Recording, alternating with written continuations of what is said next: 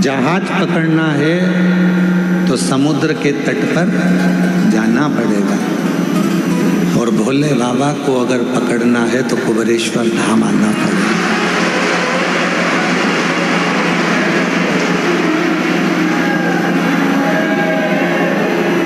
ज्योतिर्लिंग का, ये 12 ज्योतिर्लिंग के मध्य में विराजमान ये वो कुबेरेश्वर बाबा की धरा है, ये वो कुबेरेश्वर बाबा की भूमि है,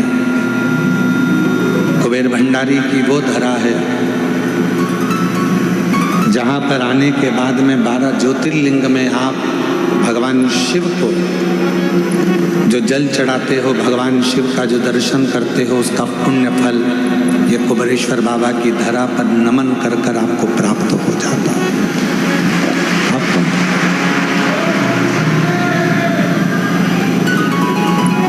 अब यहाँ रहकर करना क्या क्या?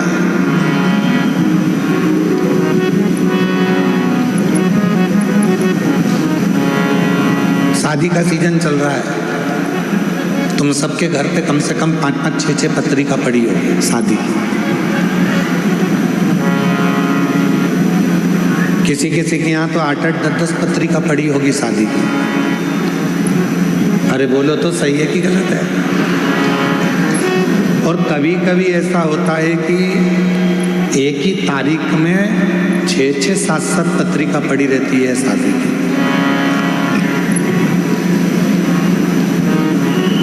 बोलो री जी हाँ, सही है कि गलत है?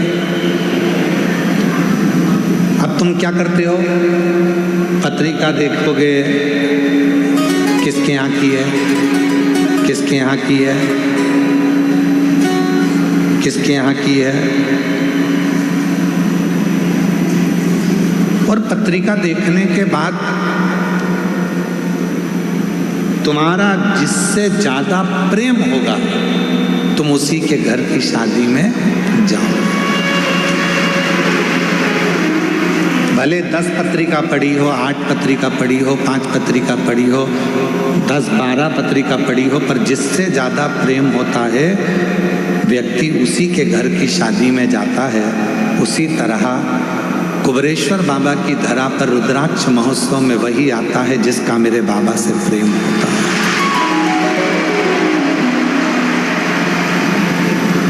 बाबा जिसको प्रेम कर लिया, आपने बाबा से स्नेह करा, आपने बाबा से प्रेम करा, पर बाबा भी तो आपसे प्रेम करे।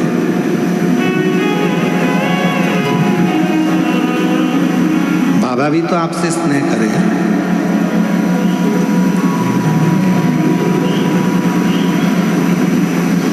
तो जितने ये लाखों की संख्या में जो शिव भक्त बैठे हैं, 1 पंडाल, 2 पंडाल, 3 पंडाल, 4 पंडाल, 5 पंडाल, पीछे के 3 पंडाल, जितने जितने पंडाल में आप लोग बैठे हुए हो, आप सब ध्यान रखना,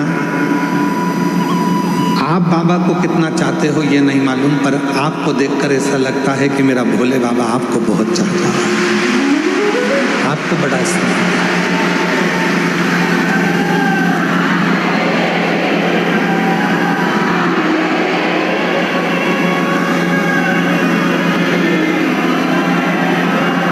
शंभु शरणे पड़े मांगो घड़ी रे,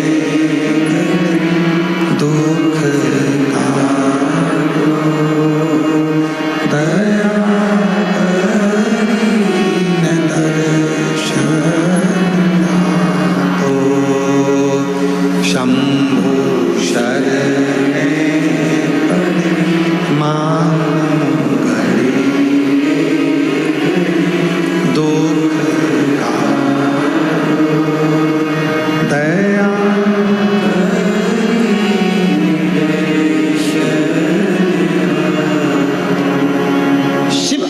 प्रेम करते हैं, भगवान औघड़दानी आपसे स्नेह करते हैं।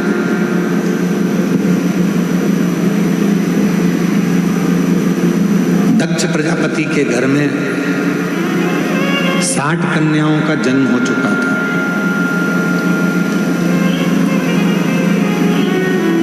राजा दक्ष प्रजापति के घर में जब 60 लड़कियों का जन्म हो गया, 60 कन्याओं का जन्म हो गया, 60 कन्या के जन्म के बाद भी दक्ष प्रजापति ने भगवान माँ जगतजननी दुर्गा भवानी से प्रार्थना कर कर एक कन्या को और मांगा।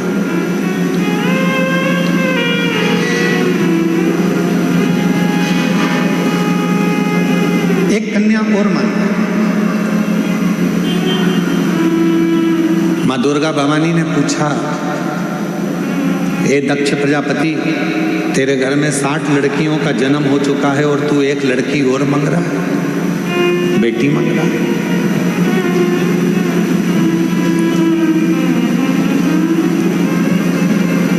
अभी हम कल डबरा की कथा पूरी करके फिर हम छतरपुर के बागेश्वर धाम गए थे। वहाँ पर भाई श्री रमेश भाई जी ओझा जी ने, पूज्य भाई श्री ने बड़ी सुंदर बात कही। पूज्य भाई श्री ने कहा, जैसे अपन कहीं दान देते हैं और दान देने के बाद रसीद लेते हैं, कहीं डोनेशन दिया तो डोनेशन के बाद हम जो रसीद लेते हैं उस रसीद को देखकर हम बड़े खुश होते हैं कि हमने दान किया, हमने पुण्य किया। तो पूज्य भाई श्री कह रहे थे, पूज्य भाई श्री रमेश भाई, परमात्मा के पुण्य की रसीद।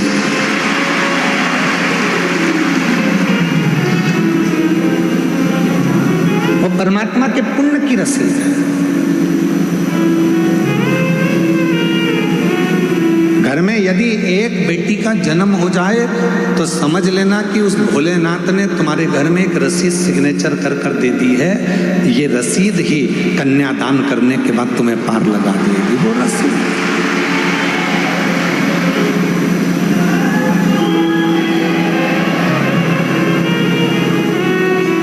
दक्ष प्रजापति के घर में 60 कन्याओं का जन्म हो गया, एक कन्या और माँ जगतजननी दुर्गा भवानी से मांग रहे हैं। और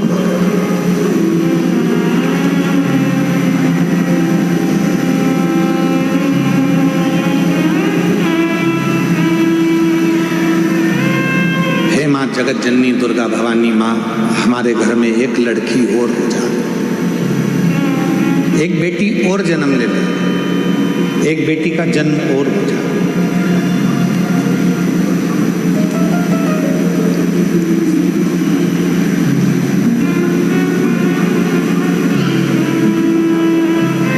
देवी जी ने पूछा, जगतजननी दुर्गा भवानी ने पूछा कि तुम्हारे घर में इतनी लड़कियां हैं,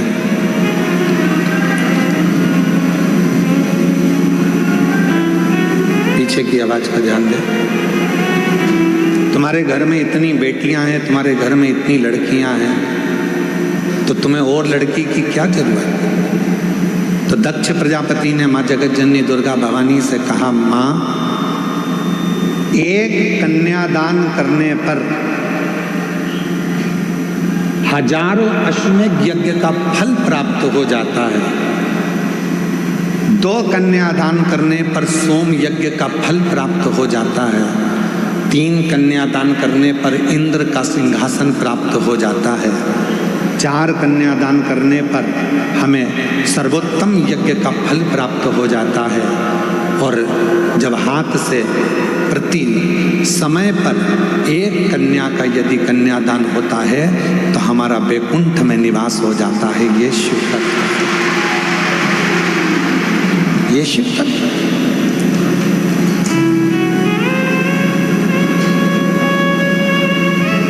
एक बेटी और दे दो। और दक्ष प्रजापति के घर में माँ जगतजननी दुर्गा भवानी ने कहा कि बेटी ढूंढने के लिए कहाँ जाऊंगी या बेटी को खोजने के लिए कहाँ जाऊंगी, इसलिए मैं खुद तुम्हारे घर में माँ जगतजननी कहती हैं कि बेटी बनकर तेरे घर में आऊंगी, स्वयं तेरे घर में आऊंगी।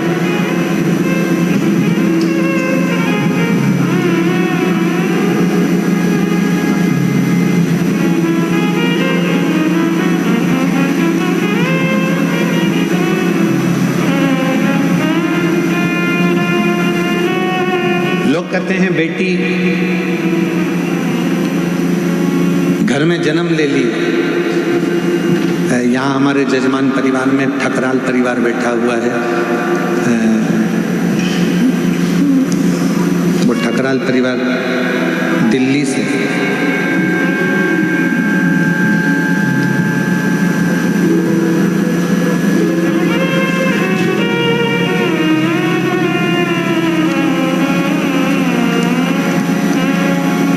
इस बेटी से एक हिम्मत लेना चाहती। कहाँ बेटी है बेटा? ये बेटी। इस बेटी से एक हिम्मत लो। एक कथा का यजमान पद ग्रहण करने के बाद में जब यहाँ से जाती है तो बाबा से कहकर जाती है कि दूसरे फिर जजमान बनने के लिए तुझे व्यवस्था करना है, और ऐसी व्यवस्था करना है कि मैं अपने माँ बाप को कुबेरेश्वर धाम पर आकर यजमान पद ग्रहण करा दूं। नौकरी कर। कल एक डबरा के अधिकारी जी ने प्रश्न किया डबरा में, पूर्व गृह मंत्री श्री नरोत्तम मिश्रा जी के यहाँ कथा चल रही थी, तो वहाँ एक अधिकारी ने, वहाँ के अच्छे अधिकारी ने एक प्रश्न किया कि गुरुजी, कथा बहुत होती हैं, पर आप जब शिवपुराण की कथा करते हैं तो ये आपकी कथा में बहुत सारी माताएं आती हैं, इसका कारण क्या है?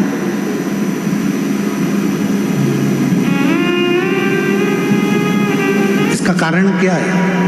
हमने कहा इसका केवल एक कारण है, ये हमको सुनने के लिए नहीं आती है।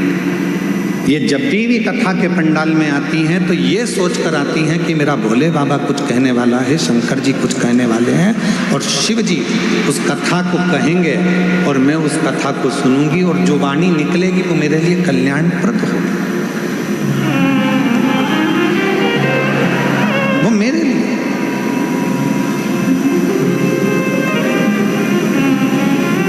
एक लड़की की सर्विस नहीं लग रही थी, एक माँ बाप पत्र है,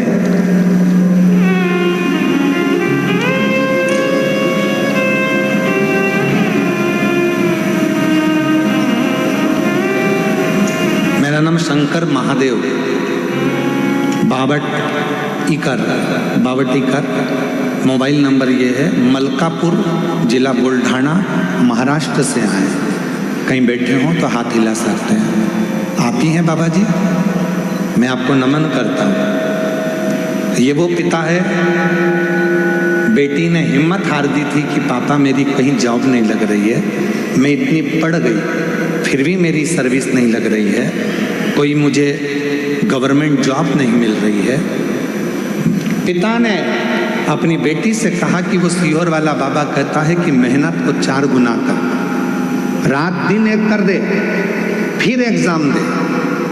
और बाप ने संकल्प लिया था कि मेरी बेटी की जैसी नौकरी लग जाएगी, जहां भी शिवपुराण की कथा होगी पैदल जाऊंगा। यवतमाल महाराष्ट्र से जैसे ही बेटी की सरकारी नौकरी लगी और वह बाप पैदल चलकर यवतमाल महाराष्ट्र से यहाँ पहुंचा है। आओ बाबा जी, आ जाओ, आप आ जाइए।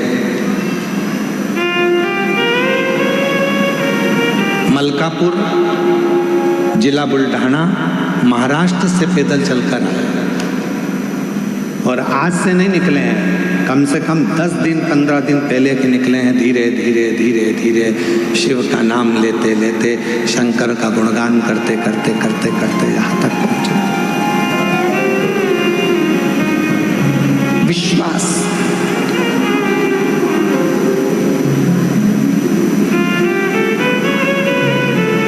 किसको सुनने के लिए आए हो आप? सीहोर वाले बाबा को तो टीवी पर भी सुन लेते हो, सीहोर वाले महाराज को तो, और सीहोर वाला महाराज तो आपसे मिलता तक नहीं है। इसीलिए आप लोग कथा के मंडप में भी आते हो, कुबेरेश्वर धाम पर आरती होती है तो उसमें सम्मिलित हो जाते हो कि किसी न किसी रूप में दृष्टि तो पड़ जाएगी, मिल तो जाएंगे, देख तो लेंगे।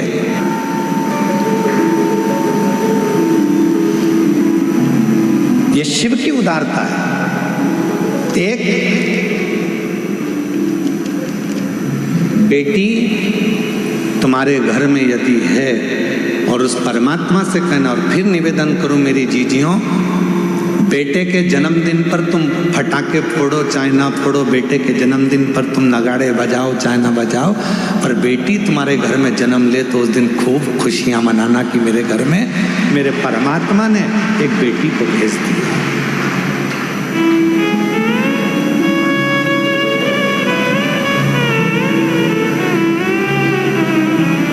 आज की बेटियां कोई साधारण नहीं है।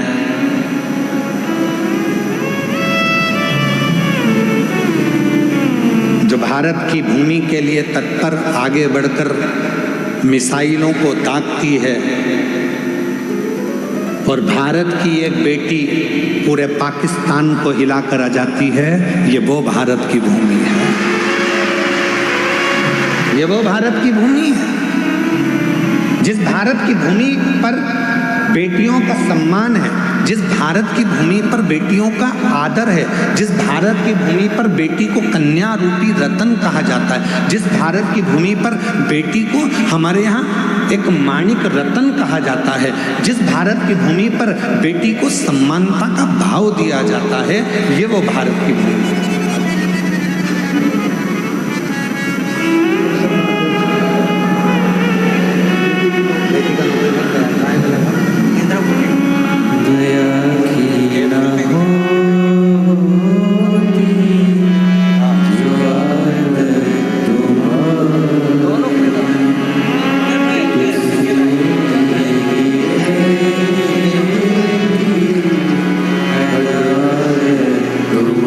के लिए जोरदार ताली बजाओ। बेटी का जॉब लगा तो यवतमाल महाराष्ट्र से पैदल चलता चलते कुबेरेश्वर धाम।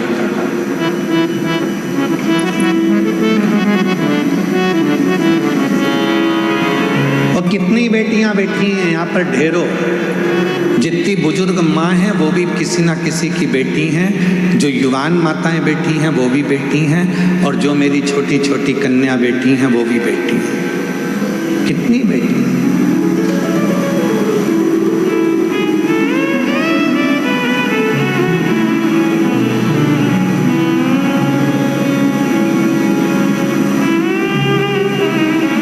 अभी भोपाल में एक सम्मेलन था, उस सम्मेलन में हम गए थे, तो उसमें हमसे पूछा गया कि आप राष्ट्र को अगर उज्जवल देखना चाहते हैं तो क्या देखना चाहते हैं?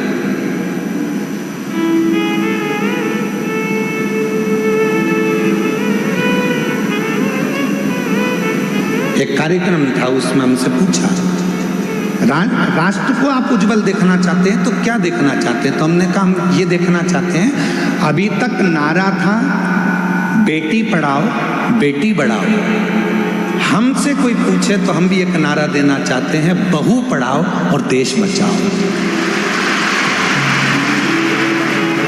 कोई हमसे पूछे तो एक नारा हम भी देंगे कि जैसे तुम बेटी को पढ़ा रहे हो, जैसे बेटी के लिए तुम अपनी जान दे रहे हो, वैसे बहू को भी अपने घर में आने के बाद उसकी इच्छा पूछो, बेटा पढ़ना है, आगे बढ़ना है, तुझे कुछ करना है।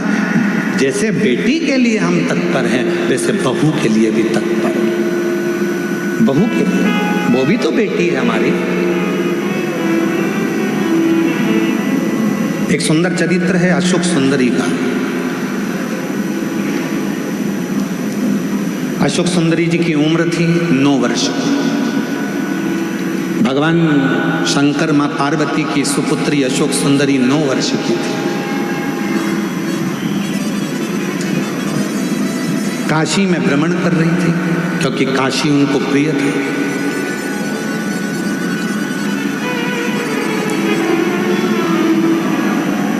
अशोक सुंदरी जी को काशी बड़ा प्रिय था।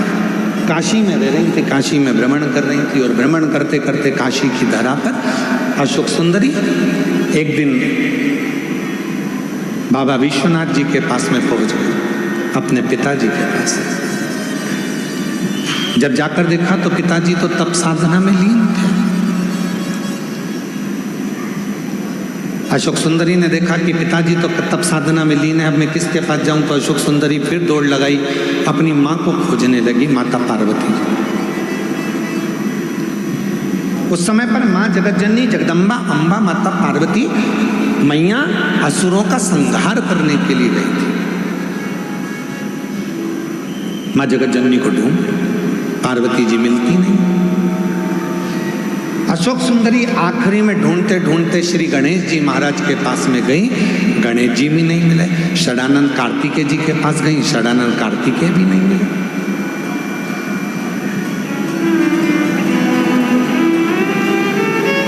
बहुत ढूंढा अशोक सुंदरी जी ने, ना पिताजी मिल रहे हैं, ना माँ मिल रही है, ना गणेश जी मिल रहे हैं, ना कार्तिकेय जी मिल रहे हैं। आखिरी में अशोक सुंदरी एक स्थान पर एक वृक्ष के नीचे बैठ गए मौन होकर। और जो बात हमने आपसे पहले भी कही, आज फिर कहते हैं, जब तुम्हारे मन में अशांति उत्पन्न हो, जब तुम्हारे मन के अंदर बहुत ज़्यादा टेंशन हो, अशांति हो, चिंता हो, डिप्रेशन हो, कहीं मत जाओ, एक किसी वृक्ष के नीचे कुछ देर के। ये प्रकृति ने जो हमको वृक्ष दिए हैं, ये हमारे डिप्रेशन को, हमारी अशांति को शांत करने के लिए दिए। किसी वृक्ष के नीचे 10 मिनट के लिए मौन होकर बैठ जाओ और बाबा के ओम नाद का स्मरण करिए। ओम नाद का स्मरण।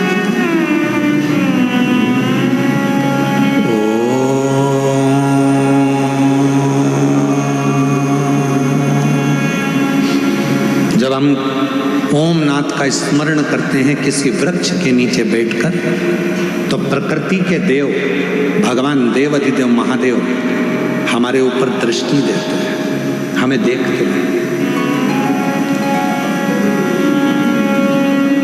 शिव महापुराण की कथा में लिखा है, गर्ग संहिता में लिखा है, पद्म पुराण में लिखा है, नर्मदा पुराण में लिखा है, स्कंद पुराण के रेवा खंड में लिखा है, जो पुण्य नदी के तट पर भजन करने में मिलता है, जो पुण्य तीर्थ में जाकर भजन करने में मिलता है, जो पुण्य घर से बाहर निकलकर भजन करने में मिलता है, वो पुण्य एक वृक्ष के नीचे बैठकर ओम का नाद करने से तुरंत प्राप्त हो जाए। वो पुण्य प्राप्त हो।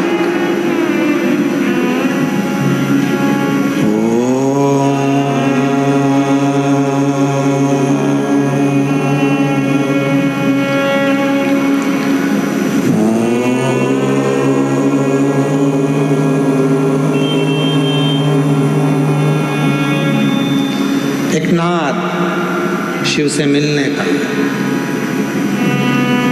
आप भी एक बार उच्चारण करिए। अपने नेत्र को धीरे धीरे बंद कर कर, पीठ को एकदम सीधा कर कर,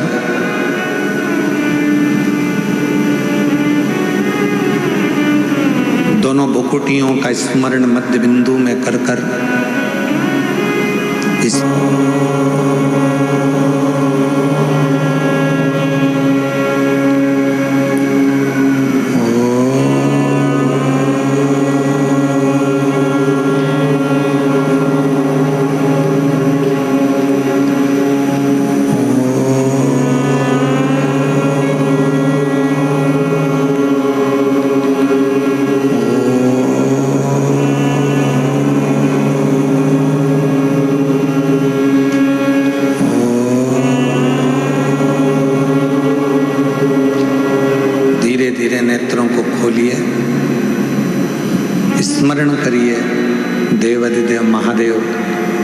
किसी वृक्ष के नीचे बैठकर शिव हमको देख रहे हैं और हम उस शिव को महसूस कर रहे हैं। ऐसा लग रहा है कि हमारे पास में हमारा देव अधिदेव महादेव कुबेर भंडारी स्वयं आकर खड़ा हुआ है।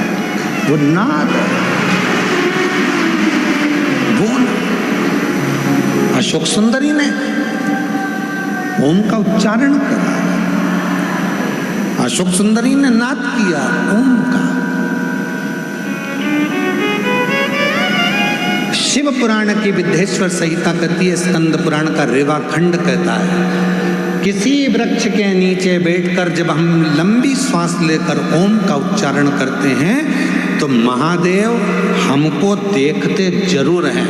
और वही हुआ, जैसे ही अशोक सुंदरी ने काशी में बैठकर ओम नाद करना प्रारंभ करा, शिव जी की दृष्टि पड़ी तो इतने में भगवान शंकर तो तप में लीन थे और अशोक सुंदरी उनको महसूस कर रही है कि मेरे पिता है।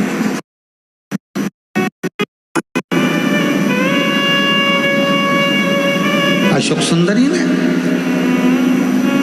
पिताजी बहुत प्यास लग रही है, पापा बहुत प्यास लग रही है, बाबुल बहुत प्यास लग रही है। जिंदगी में यदि किसी बाप बेटी का प्रेम देखना है, जीवन में किसी पिता और पुत्री का प्रेम देखना है तो दो जगह पर देखिएगा। एक देखिए देवाधिदेव महादेव और अशोक सुंदरी का प्रेम, और दूसरा देखिए नरसिंह मेहता और नानी बाई का प्रेम। दोनों संबंध क्या है, रिश्ते क्या है, नाते क्या है, एक बाप और बेटी का स्नेह क्या होता है, ये शिव पुराण बता सकता। एक बाप और बेटी का स्नेह क्या होता है, ये शिव पुराण बता सकता।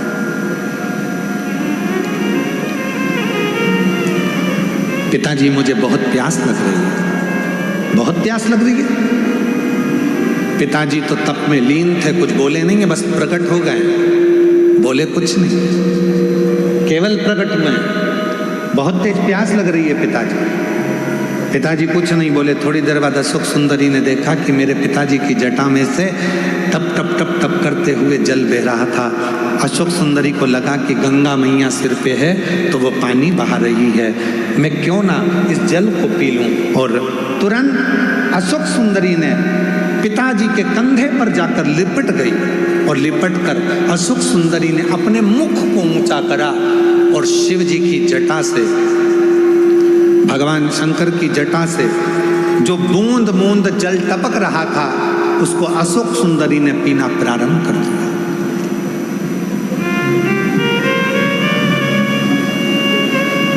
तीन बूंद मुख में गई, चौथी बूंद मुख में गई, पांचवी बूंद मुख में गई, छठी बूंद मुख में गई और सातवीं बूंद जैसे ही मुख में जा रही थी, इतने में मां जगत जननी जगदम्बा अम्बा दौड़कर सिंह पर चढ़कर अपनी बेटी के पास दौड़कर आ रही थी।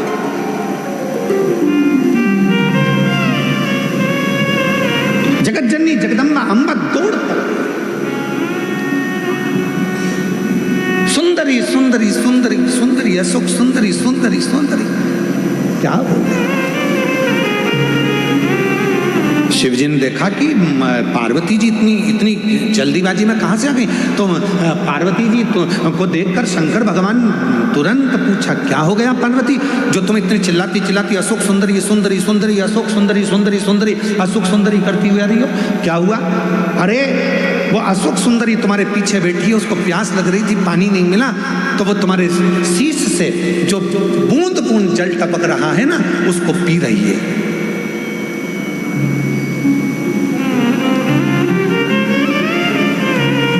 पार्वती जी बोली वो बूंद बूंद जल को पी रही है। शिवजी बोले तो गंगा ने तो जल नहीं टपकाया, गंगा ने तो एक बूंद जल नीचे नहीं गिराया। पार्वती ने पूछा, वही तो मैं बोल रही हूं कि गंगा तो आपकी जटा में बंद पड़ी हुई है, वो बूंद बूंद जल जो टपक रहा है वो जल नहीं है, तुम्हारे गले में जो वासुकी नाग पड़ा हुआ है उस नाग का जहर वो उगल रहा था, वो उगला हुआ जहर मेरी बेटी के कंठ में जा रहा था।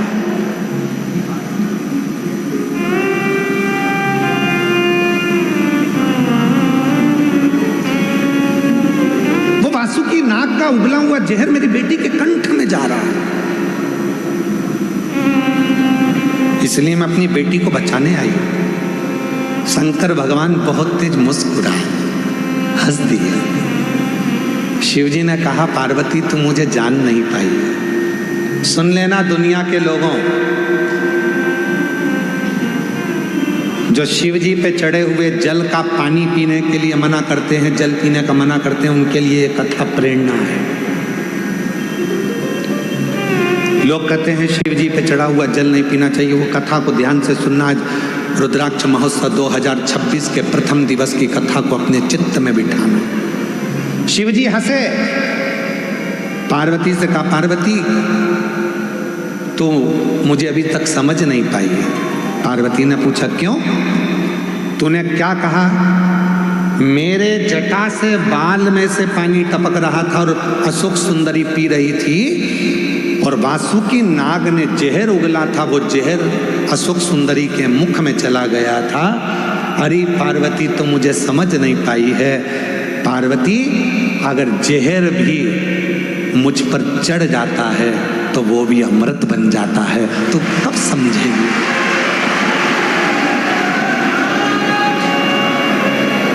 दुनिया के लोग कहते हैं शिव जी पे चढ़ा हुआ जल नहीं पीना चाहिए। उनके लिए यह अशोक सुंदरी और काशी का संवाद कहता है कि शंकर भगवान के जटा में गले पर कालिया विष अपना, वासुकी नाग अपना विष उगल रहा था, और वो विष जटा में से टपक रहा था, जिनको अशोक सुंदरी ने पी लिया था।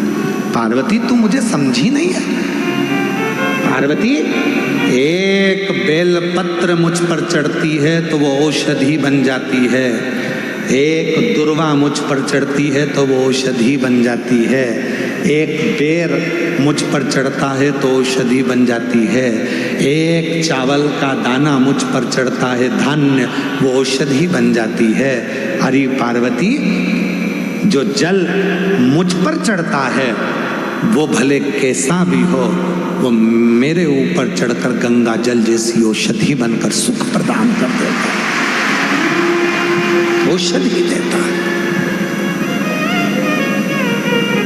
अब दुनिया के लोग बोलते हैं कि गुरुजी जल नहीं पीना चाहिए, तो दुनिया के लोग तो ये भी कहते हैं कि जल मत पियो, भले मदिरा पी लो।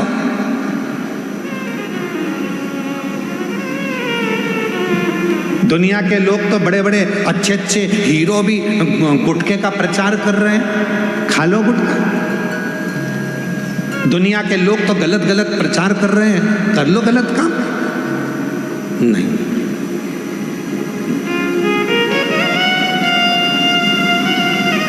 शिव कथा कर रहे हैं। भगवान देव अधिदेव महादेव पर, हम तो यहाँ तक कहेंगे, डबरा की कथा में कहा था, आज फिर कह रहे हैं। 3 दिवसीय डबरा की कथा में कहा था, यदि तुम्हारे पास में देने के लिए शिव जी के कुछ भी नहीं है, कुछ भी तुम्हारे पास में नहीं है मेरी जीजियों, मेरे जीजाओं, मेरी बेटियों, मेरे बेटाओं, क्योंकि भगवान शंकर प्रकृति के देवता हैं। शिव जी को ना तुम्हारा धन चाहिए,